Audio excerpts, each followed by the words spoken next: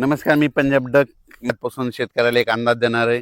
कारण की महाराष्ट्रामध्ये आतापर्यंत पावसानं खूप धुमाकूळ घालय, काही ठिकाणी अति मुसळधार पाऊस पडला, पूर परिस्थिती निर्माण झाली. तेव्हा आता राज्यातली परिस्थिती काय राहणार आहे? आज 9 जुलै, तर आज मी म्हटलं होतं ना सूर्यदर्शन घडेल, तर हे सूर्यदर्शन घडलंय. आणि राज्यात मात्र आता आणखीन उद्याचे दिवस फक्त विखुरलेल्या स्वरूपाचं नाशिक जिल्हा आणि उत्तर महाराष्ट्राकडे नंदुरबार, धुळे, जळगाव तिकडं तुरळक ठिकाणी आज पाऊस पडणार आहे, म्हणून हे अंदाज लक्षात यायचा. 11 तारखेला एकदम संपूर्ण पाऊस राज्यातला ओसरला दिसेल. मुंबईचा देखील पावसाचा जोर ओसरणार आहे, पुण्याकडला ओसरणार आहे, नाशिकचा ओसरणार आहे, कोकणपट्टी घाटमाथ्यावरचा देखील 2 दिवसानंतर ते देखील जोर ओसरणार आहे. आता खूप काही मोठा पाऊस पडणार नाही. 11 जुलैपासून राज्यात चांगलं सूर्यदर्शन होणार आहे आणि हवामान कोरडं राहणार आहे, म्हणून हा अंदाज महाराष्ट्रातल्या सर्व शेतकऱ्यांना लक्षात यायचा.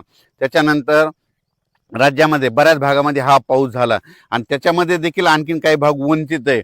तर त्या शेतकऱ्याला सांगू इच्छितो की राज्यामध्ये आता पाऊस कधी येणार आहे, तर काय होणार आहे, 15 जुलैच्या नंतर, 15, 16, 17 जुलैच्या नंतर राज्यात पुन्हा थोडाच मध्ये विखुरलेल्या स्वरूपाचा सगळीकडे पडणार नाही. फक्त ते पाऊस काय होणार आहे, जे वंचित जिल्हे आहेत, एक नांदेड जिल्हा झालं, काही भाग लातूर जिल्हा, धाराशिव जिल्हा, सोलापूर जिल्हा आणि बीड जिल्ह्याचा, त्या भागामध्ये काय होणार आहे, म्हणजे 15, 16, 17 जुलैच्या दरम्यान तुरळक ठिकाणी भाग बदलत त्या 2-3 जिल्ह्यामध्ये एक पावसाची हजेरी असणार आहे, म्हणून हा अंदाज लक्षायचा.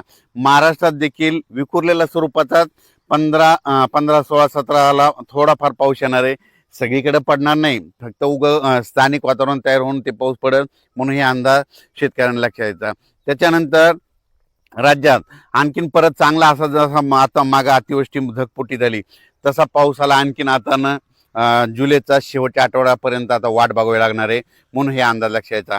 आता ज्यांच्याकडे सोयाबीन असेल तर त्यांनी काय करायचं, आता जमिनीमध्ये ओल भरपूर आहे, 10-12 दिवस झाले असेल तर तुम्ही तुमचं तणनाशक फवारू शकता, कीटकनाशकाच्या फवारणी करू शकता, डवरणी वखरणी करू शकता, म्हणून शेतीची कामे करून घ्यावी. पण राज्यात मात्र आता मुंबईकरांना आता या पावसापासून सुटका भेटणार आहे, म्हणजे तिकडे देखील उद्यापासून एकदम हवामान कोरडं होणार आहे, म्हणून मुंबईकरांसाठी आनंदाची बातमी, नाशिक जिल्ह्यासाठी आनंदाची बातमी, पुणे जिल्हा, घाटमाथा, कोल्हापूर जिल्हा तिकडे देखील आता परत पूर काय वाढणार नाही, म्हणून त्यांच्यासाठी देखील आनंदाची बातमी.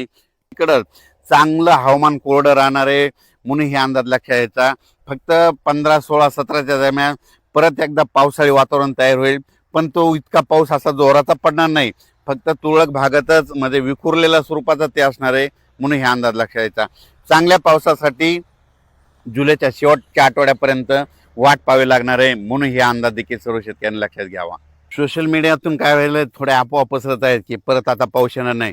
शेतकऱ्यांना घाबरू नका, पाऊस येणार आहे. जुलैच्या शेवटच्या आठवड्यात देखील असाच एकदम आता जसा पाऊस आला ते चांगला पाऊस येणार आहे. पण तुम्हाला एक सांगू इच्छितो, 15, 16, 17च्या दरम्यान देखील थोडाफार पाऊस असणार आहे, म्हणून शेतकऱ्यांनी तुम्ही काय करा, आपण आपले शेतीचे कामे करून घ्या, तणनाशक मारून घ्या, कीटकनाशक मारून घ्या, कारण की पाऊस बिलकुल येणार आहे, दुष्काळ वगैरे काही पडणार नाही. त्याच्यानंतर आता जुलैच्या शेवटच्या आठवड्यात देखील एक चांगला मोठा पाऊस येईल, त्याचा व्हिडिओ आणखी 2-4 दिवसात देईल. पण तोपर्यंत शेतकऱ्यांनी घाबरून न जाता आपण आपल्या शेतीचे कामे करून घ्या, फवारण्या करून घ्या, डवरणी करून घ्या, वखरणी करून घ्या, म्हणून हे सर्व शेतकऱ्याला सांगू इच्छितो.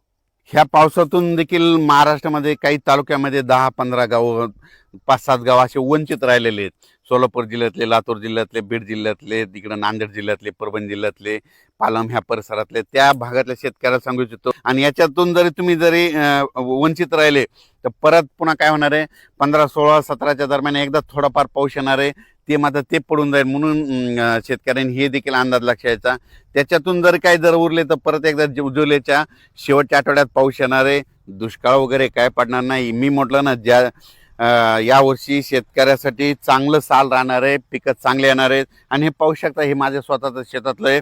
आजच्यानं हे म्हणजे 30 जूनची पेरणी केलेली, आजच्यानं कंप्लीट 10 दिवसाचं सोयाबीन आहे, आणि असंच पीक आहे सगळ्या शेतकऱ्याचं आमच्या भागातले, म्हणून हे लक्षात घ्यायचं. परत एकदा काय होईल, पुन्हा जुलैच्या शेवटच्या आठवड्यात परत एकदा काय होईल, बंगालच्या खाडीमध्ये परत तिकडे काय होईल, भुवनेश्वर आणि चेन्नईच्या दरम्यान परत एखादं चक्रवादळ तयार होईल आणि ते पाऊस इकडे येईल.